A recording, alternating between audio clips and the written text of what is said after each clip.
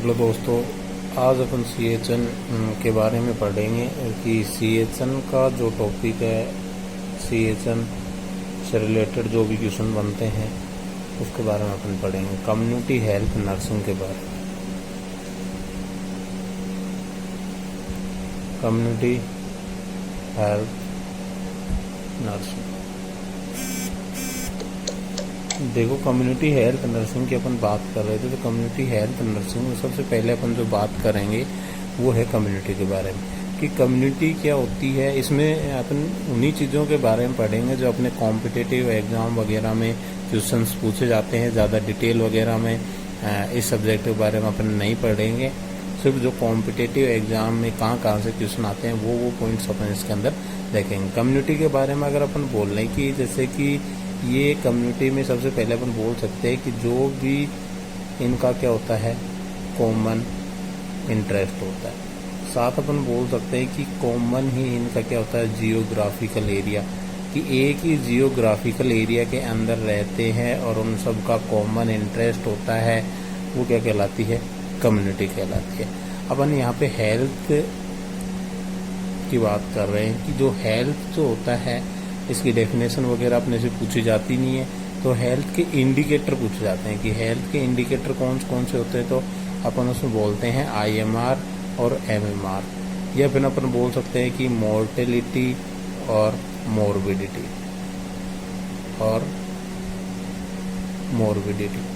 Mortality और morbidity health में अपन क्या करते हैं। कम्युनिटी हेल्थ नर्सिंग का सीधा सिंपल सा मतलब ये है कि अपन नर्सिंग केयर प्रोवाइड करके हेल्थ की, कम्युनिटी हेल्थ को क्या करना, इम्प्रूव करना।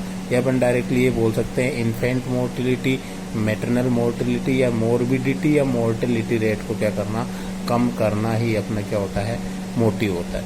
मैटरनल मोर्बिडिटी और मोर्टिलिटी रेट को ही कम करना क्या होता है, अपना मोटिव होता है। यहीं पे अगर जैसे मैं बोलूँ, ये तो हो गए हेल्थ के इंडिकेटर, ठीक, इसके इंडिकेटर हो गए हेल्थ के।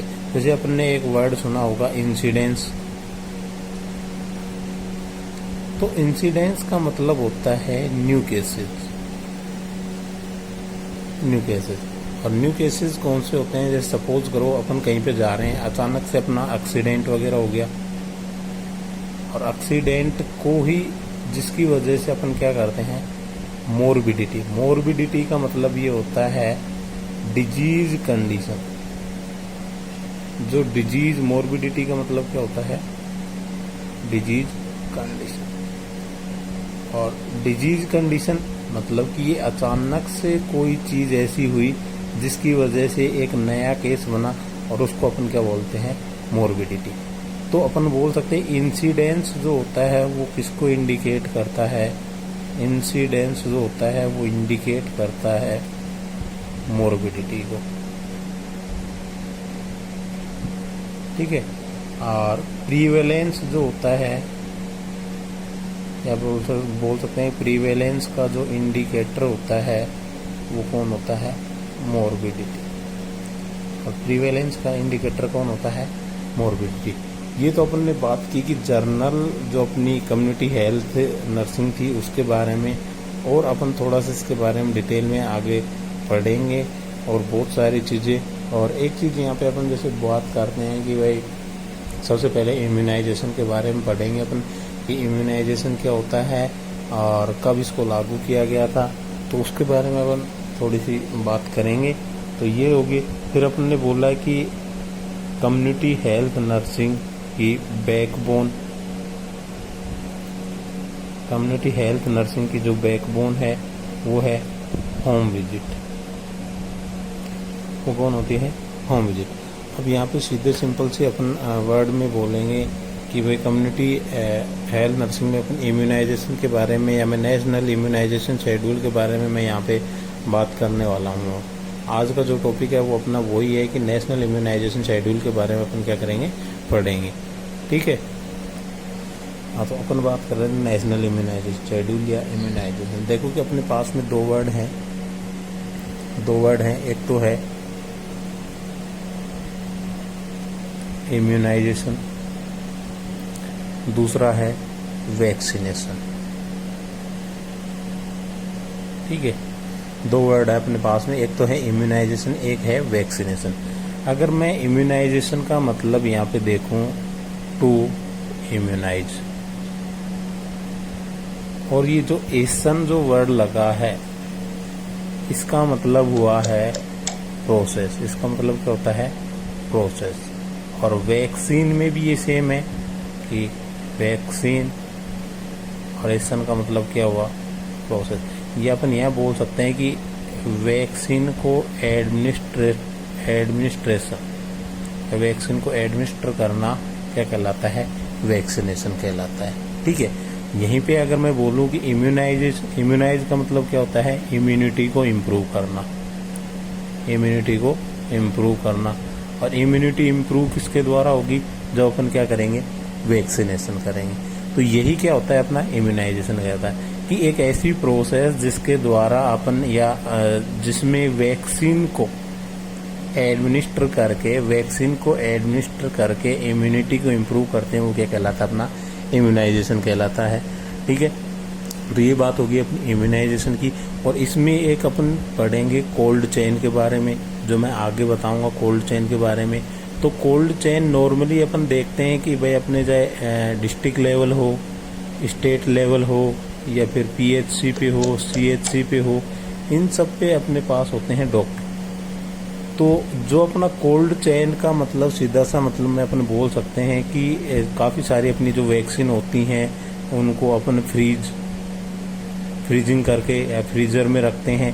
तो इस कोल्ड चेन को मेंटेन रखने के लिए या इसके जो फेलियर के जो चांस होते हैं वो होते हैं सब सेंटर पे, जो अपने गांव वगैरह में जो होते हैं सब सेंटर वगैरह उस पे। तो ये क्वेश्चन अपने से यहाँ से पूछा जा सकता है कि मोस्ट जो फेलियर, जो कोल्ड चेन के मोस्ट कॉमन फेलियर चांस कहाँ पे होते हैं? तो कहाँ पे होते हैं? सब सेंटर के ऊपर, क्योंकि वहाँ पे कौन अपने पास में डॉक्टर होता नहीं, वहाँ पे कौन होती है? एएनएम। वहाँ पे कौन प्रेजेंट होती है? एएनएम। ठीक है। तो इसलिए वहाँ पे फेलियर के चांस क्या होते हैं? कोल्ड चेन फेलियर के चांस क्या होते हैं? वहाँ पे ज़्यादा होते हैं। तो यहाँ तक की बात की। अब मैं बोलना चाहूँ यहाँ पे एम क्या है, इम्यूनाइजेशन का एम क्या है। इम्यूनाइजेशन के एम की अगर अपन बात कर रहे हैं तो इम्यूनाइजेशन का एम सीधा सा मतलब अपन बता सकते हैं कि इम्यूनिटी को इम्प्रूव करना। इम्यूनिटी को क्या करना? इम्प्रूव करना ही इसका क्या होता है? एम होता है। इम्यूनिटी को बढ़ाना इसका क्या होता है? एम होता है। यहाँ तक की बात होगी। अब अपन बात कर रहे हैं कि इम्यूनाइजेशन जो आया था, ठीक है, और इम्यूनिटी को इम्प्रूव करना किसके अगेंस्ट, जो इम्यूनिटी को इम्प्रूव करना किसके अगेंस्ट इम्प्रूव करना? जो 7 किलर डिजीज है, जो 7 किलर डिजीज है उनके अगेंस्ट इम्यूनिटी को क्या करना? इम्प्रूव करना ही क्या है इसका मोटिव है। ठीक है। इम्यूनिटी को 7 किलर डिजीज के अगेंस्ट ही 7 वैक्सीन तैयार की गई हैं, उनकी अपन अभी बात करेंगे। तो 7 किलर डिजीज के अंदर कौन कौन क्या क्या चीज़ आती है उसके बारे में मैं बोल देता हूँ। जैसे कि अपन एक ट्रिक बना रहे कि DPT PMTH, इसके अंदर होता है diphtheria, pertussis, tetanus, polio, measles, TB और हेपेटाइटिस बी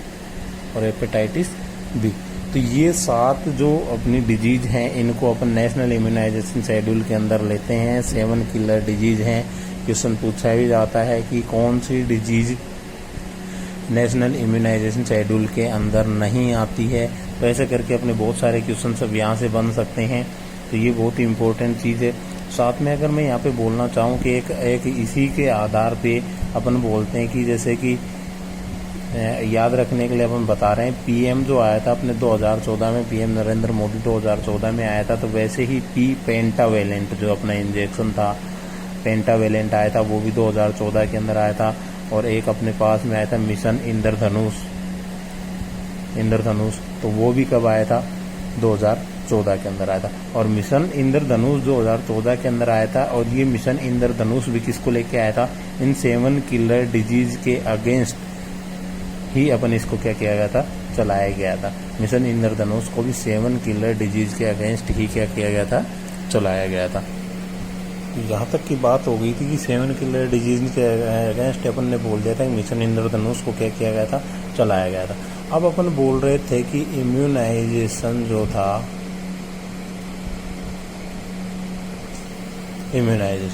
इम्यूनाइजेशन जो है वो WHO ने, या अपन बोल सकते हैं वर्ल्ड के अंदर जो EPI आया था, expanded programme of immunization, expanded programme of immunization, वो आया था 1974 के अंदर।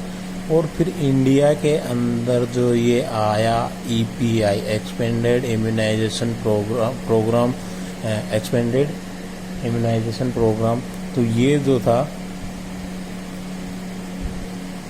1978 के अंदर आया था, ठीक है। और अपन ने बोले कि जब इनको ये पसंद नहीं आया तो इन्होंने सेल्फ का बनाया, और सेल्फ का बनाया उसको नाम दिया NIS, national immunization schedule, a universal immunization programme, ठीक है, यूनिवर्सल इम्यूनाइजेशन प्रोग्राम। तो ये इन्होंने नाम दिया था और ये आया था 1985 के अंदर, ठीक है। तो अपन ने बोला है कि नेशनल इम्यूनाइजेशन शेड्यूल में अपने जो ध्यान रखने वाली चीज़ है उसको अपन एक वर्ड में ही ख़त्म कर देते हैं कि अपने को क्या ध्यान रखना है, NIS। और NIS का मतलब कि नवंबर 1985 के अंदर आया था।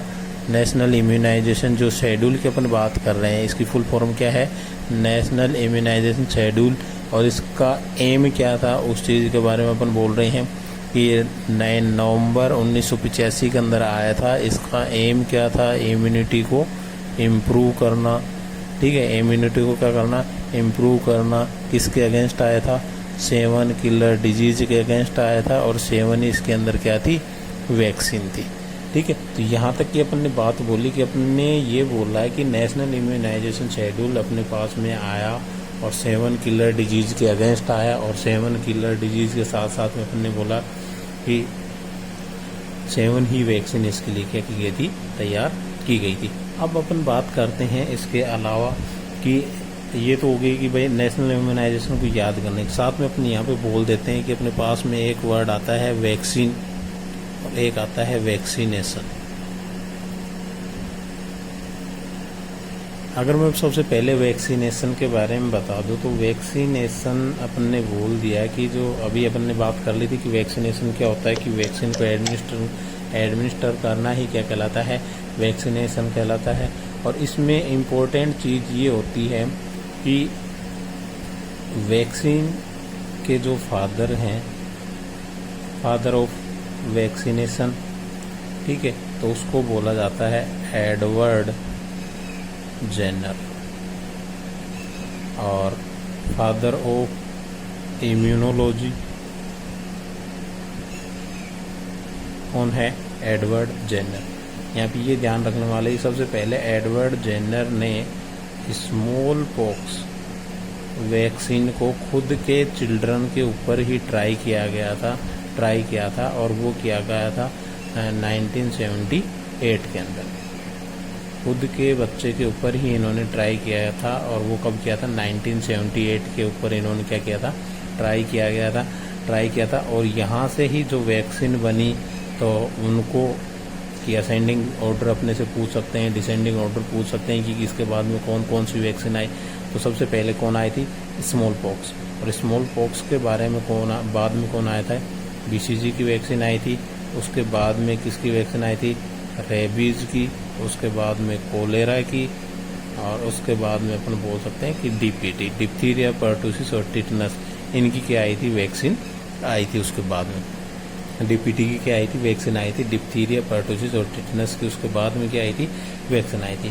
तो ये चीज़ अपने पास में वैक्सीनेशन में ध्यान रखने वाली है।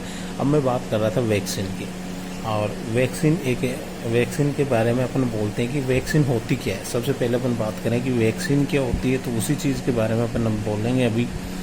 तो वैक्सीन एक ऐसा सब्सटेंस होता है, एक ऐसा इम्यूनोग्लोबिन होता है जिसको अपन प्राप्त करते हैं, ऑब्टेन करते हैं। तो अपन ने बोल दिया कि एक ऐसा सब्सटेंस है, या अपन बोल सकते हैं कि एक ऐसा इम्यूनोग्लोबिन है जिसको अपन क्या करते हैं, ऑब्टेन करते हैं, जिसको क्या करते हैं अपन ऑब्टेन करते हैं, किससे, माइक्रो ऑर्गेनिज्म से। और माइक्रो ऑर्गेनिज्म अपन ने बोल दिया कि लाइव भी हो सकते हैं, किल्ड भी हो सकते हैं, या फिर कोई टॉक्सिन भी हो सकती है, किल्ड भी हो सकते हैं या फिर कोई टॉक्सिन भी हो सकती है। और इन्हीं के आधार पे अपने पास वैक्सीन जो होती हैं वो 3 प्रकार की होती हैं। वही अपने पास में वैक्सीन कितने प्रकार की होती हैं, 3 प्रकार की।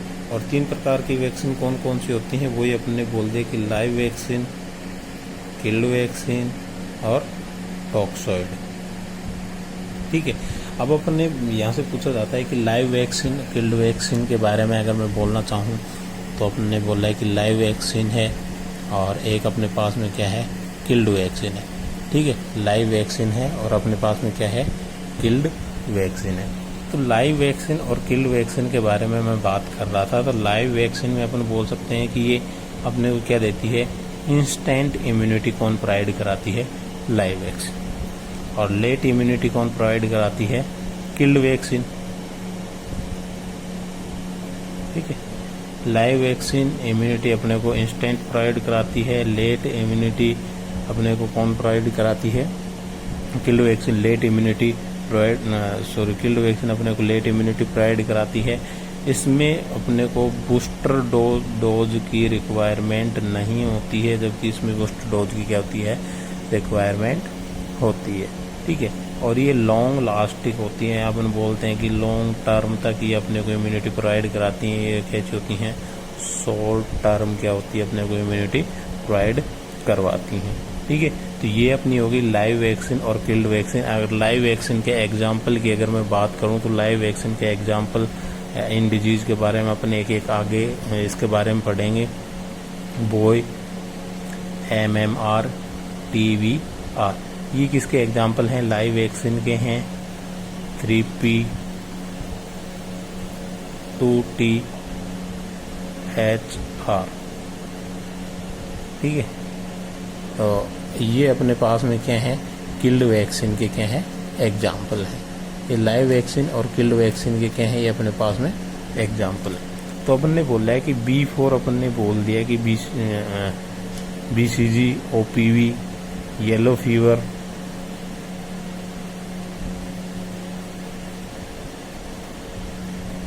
Yellow fever, measles, mumps, rubella, वही टाइफॉइड, वेरिसेला और रोटा, ये इनके क्या है, एग्जाम्पल है। अगर इनकी अपन बात करें कि किल्ड वैक्सीन के अंदर कौन कौन से हैं, तो किल्ड वैक्सीन की अगर बात करें तो सबसे पहले अपन ने बोल दिया किल्ड वैक्सीन के अंदर अपन ने बोला कि अपने पास में है एक तो पोलियो है, और पोलियो इसका इंजेक्शन अपन किल्ड वैक्सीन के अंदर लगाते हैं। इधर अगर अपन पोलियो की ओरल देते हैं, इधर टाइफॉइड की भी क्या देते हैं, ओरल देते हैं। ठीक है, और इधर अपन ने बोल दिया पोलियो, पर्टूसिस और प्लेग, इनका अपन ये सारी कैसे होते हैं, किल्ड वैक्सीन। और इधर अपन ने बोल दिया कि टी में क्या हो गया, टाइफॉइड इंजेक्शन अपन ने बोल दिया, और टाइफस भी इसी के अंदर आता है। और इधर अपन ने हेपेटाइटिस बी, HR के क्या हो गया, हेपेटाइटिस बी और रेबीज, ये सारी क्या थी, किल्ड वैक्सीन थी। और इन सब के बारे में अपन एक एक करके आगे पढ़ेंगे। ठीक है, साथ में अपने पास में एक चीज़ और रहेगी, टॉक्सॉइड। और टॉक्सॉइड के एग्जाम्पल अपने से पूछे जाते हैं। तो टॉक्सॉइड के एग्जाम्पल अपन बोलते हैं TDB। या अपने याद रखने के लिए कुछ भी जो अपने को याद आए कि तेरा दीवाना बनूंगा, जैसे भी अपने को याद रखनी होती है अपन कोई भी ट्रिक बना सकते हैं। तो T से अपने हो गया टिटेनस, D से डिप्थीरिया और B से बोटुलिज्म। जब अपन एनाटॉमी के बारे में पढ़ते हैं तो अपने पास में न्यूरोट्रांसमीटर होता है। न्यूरोट्रांसमीटर के बारे में पढ़ते हैं, उसके अंदर अपन ACH और गाबा के बारे में पढ़ते हैं। एसिटाइल कोलिन और गामा एमाइनो ब्यूटायरिक एसिड के बारे में क्या करते हैं अपन पढ़ते हैं। तो वही चीज़ अपन ने बोल रहे हैं कि टिटनस और बोटुलिज्म की मैं बात करूँगा। टिटनस और बोटुलिज्म, टिटनस और बोटुलिज्म में क्या होता है। टिटनस में अपन ने बोला है कि टिटनस के अंदर क्या होता है कि ACH का लेवल क्या हो जाता है, बढ़ जाता है। और जैसे क्लोस्ट्रीडियम, जो इसका जो पॉजिटिव एजेंट होता है वो क्लोस्ट्रीडियम टिटेनाई, ठीक है, और इसका होता है क्लोस्ट्रीडियम बोटुलाई, क्लोस्ट्रीडियम बोटुलाई। तो ये जो बैक्टीरिया जो होता है ये क्या करता है, गाबा को तो क्या कर देता है, इनहिबिट कर देता है, और ACH का लेवल क्या हो जाता है, बढ़ जाता है। और अपन ने पढ़ा था कि ACH का लेवल जब जब भी बढ़ता है तो अपनी बॉडी के अंदर कॉन्ट्रैक्शन क्या हो जाते हैं, बढ़ जाते हैं। तो इसकी वजह से जो अपने को देखने को मिलता है स्पास्टिक पैरालाइसिस। तो स्पास्टिक पैरालाइसिस किसके अंदर देखने को मिलेगा, टिटनस के अंदर देखने को मिलेगा। क्वेश्चन पूछा जाता है, ठीक है। और बोटुलिज्म क्या करता है, बोटुलिज्म में अपन बोलते हैं कि ACH का लेवल क्या हो जाता है, कम हो जाता है, तो गाबा का लेवल क्या हो जाएगा, तो गाबा का लेवल क्या हो जाएगा, बढ़ जाएगा। और गाबा का लेवल बढ़ जाएगा तो अपन बोल जाएंगे बॉडी कैसी हो जाएगी, रिलैक्स।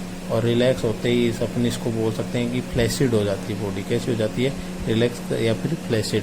तो इसकी वजह से अपन कौन सा पैरालाइसिस देखने को मिलेगा, फ्लैसिड पैरालाइसिस, या इसी को अपन क्या बोलते हैं, फ्लोपी बेबी,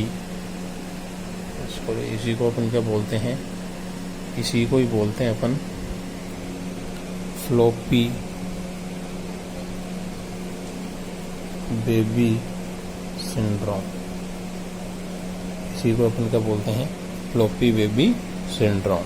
तो इसी को अपन फ्लोपी बेबी सिंड्रोम बोल रहे थे। और अब अपन बात कर रहे हैं कि नेशनल, ये अपन ने बात कर ली कि इम्यूनाइजेशन क्या होता है, वैक्सीनेशन क्या होती है, वैक्सीन क्या होता है, किसने इसको डिस्क्राइब किया था, किस किसने इसको नाम दिया था। और वैक्सीन के साथ साथ में अपन एक चीज़ और देख लेते हैं कि वैक्सीन जो वर्ड था, ठीक है, वैक्सीन वर्ड दिया था लुईस पास्चर ने, लुईस पास्चर। वैक्सीन वर्ड किसने दिया था, लुईस पास्चर ने। और लुईस पास्चर का नाम जब भी ध्यान आएगा तो अपने पास में VMGPS ये नाम ध्यान आना चाहिए। तो इसका मतलब क्या हुआ कि अपन ने बोला कि वैक्सीन के बारे में भी किसने बताया था, कि वैक्सीन के फादर या वैक्सीन वर्ड जो था वो किसने दिया था, लुईस पास्चर ने। तो इसके फादर कौन हुए, वैक्सीन के फादर कौन है, लुईस पास्चर। और M फॉर माइक्रोबायोलॉजी, माइक्रोबायोलॉजी के फादर कौन है, लुईस पास्चर। G इन्होंने एक थ्योरी दी थी जिसका नाम था जर्म, और इस थ्योरी के अंदर ये बताया गया था कि डिफरेंट प्रकार के माइक्रो ऑर्गेनिज्म डिफरेंट प्रकार के साइन सिम्टम्स क्या करते हैं, कोज करते हैं। डिफरेंट प्रकार के एक स्पेसिफिक टाइप के साइन सिम्टम्स क्या करते हैं, कोज करते हैं। और ये दो इन्होंने टेक्निक दी थी जिनका नाम था पास्चुराइजेशन और एक था स्टरलाइजेशन, ठीक है। तो ये इन्होंने टेक्निक दी थी। तो ये चीज़ अपने को और ध्यान रखनी है। और लास्ट अपन बात करेंगे किसकी, इम्यूनाइजेशन की, कि कौन से मंथ पे कौन सा टीका लगता है या किस टाइम पे अपने को कौन कौन से टीके लगवाने चाहिए। उसके बाद में अपन बात कर रहे थे इम्यूनाइजेशन की। और इम्यूनाइजेशन शेड्यूल के बारे में एक बार दोबारा बता देता हूँ कि नवंबर 1985 के अंदर आया था। इम्यूनिटी को इम्प्रूव करने के आया था, 7 किलर डिजीज़ के अगेंस्ट आया था, और 7 ही क्या थी, वैक्सीन इसके अंदर आई थी। तो इम्यूनाइजेशन की अपन बात कर रहे थे। सबसे पहले इसका 0 डोज जो होता है, 0 डोज जो होता है कब लगता है, 0 वीक पे लगता है। 0 डोज इसका कब लगेगा, 0 वीक पे लगेगा। OPV, हेपेटाइटिस B और BCG का टीका क्या होता है, 0 वीक पे, ये अपन बोल सकते हैं एट बर्थ क्या होता है, इनका लगता है। फर्स्ट वीक की अगर बात करूं, फर्स्ट डोज की अगर मैं बात करूं, और वो लगता है, फर्स्ट डोज लगता है 6 वीक पे, और उसको अपन बोलते हैं हेपेटाइटिस B, DPT और OPV। सेकंड जो डोज जो होता है वो लगता है 10 वीक पे हेपेटाइटिस बी, डीपीटी और ओपीवी, डीपीटी और ओपीवी। ठीक है, तो ये बात होगी। फिर अपन ने बोला कि थर्ड जो डोज जो होता है वो लगता है 14 वीक पे, तो वही इनका थर्ड डोज लगेगा हेपेटाइटिस बी, डीपीटी और ओपीवी। इन तीनों का ही क्या होता है, थर्ड डोज क्या होता है, लगता है। फिर अपन बोल रहे हैं 9 मंथ पे। 9 मंथ पे अपन बोल रहे थे कि मीजल्स का टीका लगता है और विटामिन ए का। ठीक है, 9 मंथ पे यहाँ पे क्वेश्चन पूछा जाता है कि 9 मंथ पे कौन कौन से टीके लगते हैं, तो टीका केवल कौन सा लगता है, मेजल्स का टीका लगता है। विटामिन ए एक बोतल या अपन बोल सकते हैं कि ये इसका टीका नहीं लगता है, ये एक बोतल में आती है। ठीक है, तो अब इनके अपन बोलते हैं कि बूस्टर डोज किस किस के लगेंगे। तो बूस्टर फर्स्ट जो होता है वो लगता है 16 से 24 मंथ पे, और वो किसका लगेगा, डीपीटी और ओपीवी का। ठीक है, उसके बाद में अपन बोलते हैं कि बूस्टर सेकंड जो होता है वो अपन लगाते हैं कि लगभग 5 साल पे। बूस्टर सेकंड कब लगाते हैं अपन, 5 साल पे, और वो किसका लगता है, डीपीटी का लगता है। 10 साल पे जो टीका लगाया जाता है वो होता है टीटी फर्स्ट, और 18 साल पे जो लगाया जाता है वो कौन सा होता है, टीटी सेकंड। तो दोस्तों आज की वीडियो यहीं पे समाप्त करते हैं। इम्यूनाइजेशन शेड्यूल से जितने भी क्वेश्चंस आते हैं, वैक्सीन, इम्यूनाइजेशन, इन सब के बारे में अपन ने डिटेल से पढ़ा है, और इनमें से जो क्वेश्चन पूछे जाते हैं वो यही क्वेश्चन CHN में से पूछे जाते हैं, इम्यूनाइजेशन में से। डिजीज़ के बारे में अपन एक एक करके इनके आगे पढ़ेंगे, कोल्ड चेन के बारे में पढ़ेंगे, सारी चीज़ों के बारे में आगे पढ़ेंगे, इम्यूनिटी के बारे में भी पढ़ेंगे। तो आज की वीडियो कैसी लगी, इसको लाइक करें, शेयर करें और ज़्यादा से ज़्यादा कमेंट करें, चैनल को सब्सक्राइब करें। Thank you.